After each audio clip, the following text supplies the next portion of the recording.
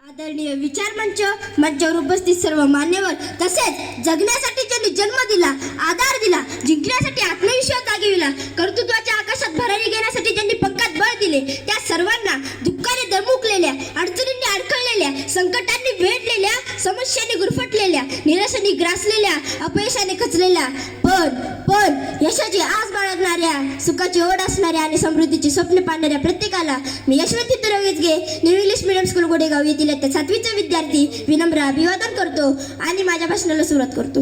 माणूस म्हणून जन्माला आला माणसासारखं जग, माणूस म्हणून जन्माला आला माणसासारखं जग, कर्तृत्वाच्या उंच शिखरावर एकदा चढून तर बघ, कर्तृत्वाच्या उंच शिखरावर एकदा चढून तर बघ. भले भले येतील तुझ्याकडे, अरे भले भले येतील तुझ्याकडे तुझं अनोखं पण शिकण्यासाठी, भले भले येतील तुझ्याकडे तुझं अनोखं पण शिकण्यासाठी. अपयशाने कधीच खचून जाऊ नको, कारण तुझा जन्म आहे जिंकण्यासाठी, तुझा जन्म आहे जिंकण्यासाठी. यावरून तुमच्या लक्षात आलेच असेल की माझ्या भाषणाचा विषय आहे तुझा जन्म जिंकण्यासाठी. अमंत्रम अक्षरम नास्ति, नास्ति मूलम अनौषधम, अयोग्य हा पुरुष हा नास्ति, योजक तत्र दुर्लभ. म्हणजे काय तर प्रत्येक शब्दामध्ये मंत्राची ताकद असते, जादू असते. म्हणूनच तर चले जाओ या 2 शब्दांवरती अखंड स्वातंत्र्याची चळवळ उभी राहिली होती. तसेच प्रत्येक वनस्पतीमध्ये काहीतरी चांगला व उपयोगी गुणधर्म असतो, पण तो फक्त आपल्याला माहिती असावा लागतो. पण त्याहून खूप महत्त्वाची गोष्ट, अगदी हृदयाच्या पानावर कोरून ठेवण्यासारखी, आजन्म लक्षात ठेवण्यासारखी गोष्ट म्हणजे अयोग्य हा पुरुष हा नास्ति. म्हणजे काय तर पृथ्वी तलावर जन्माला आलेला प्रत्येक एक मनुष्य फक्त जगण्यासाठी नव्हे तर जिंकण्यासाठी जन्माला आला आहे, जिंकण्यासाठी जन्माला आले आहे. Nobody is 100% helpless and useless on the earth.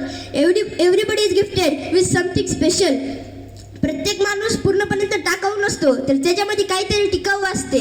प्रत्येक माणूस आगळा वेगळा आहे. म्हणूनच तर कोणत्याही 2 माणसाचे ठसे एकमेकांसोबत जुळत नाही.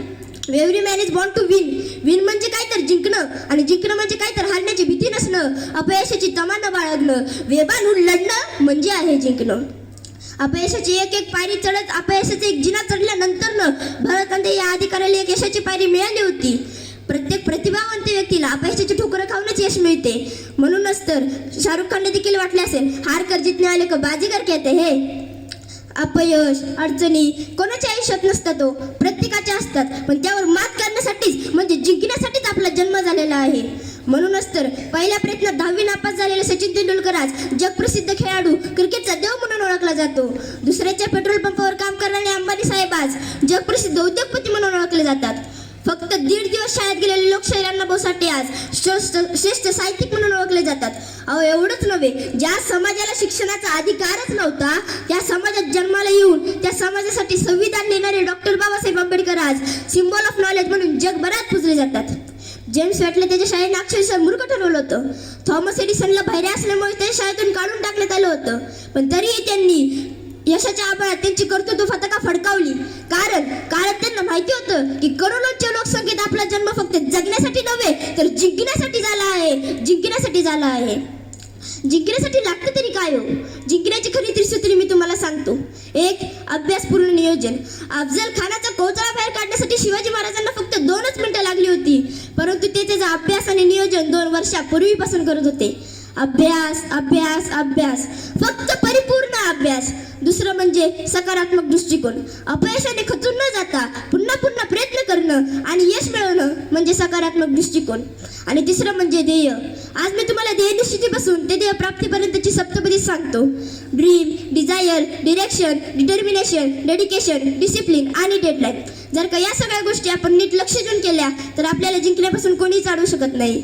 तुझा जन्म जिंकण्यासाठी या भाषणाचा समारोप करताना मी एवढेच सांगू इच्छितो की शेवटी सांगितलेल्या त्रिसूत्रीवर आणि ध्येय निश्चितीपासून ते ध्येय प्राप्तीपर्यंतच्या सप्तपदीवर नीट लक्ष ठेवून ते जर का आपल्या जीवनात आणले तर तुम्हाला याचा प्रत्यय येईल की तुझा जन्म जिंकण्यासाठी आहे रे, तुझा जन्म जिंकण्यासाठी, तुझा जन्म जिंकण्यासाठी. धन्यवाद.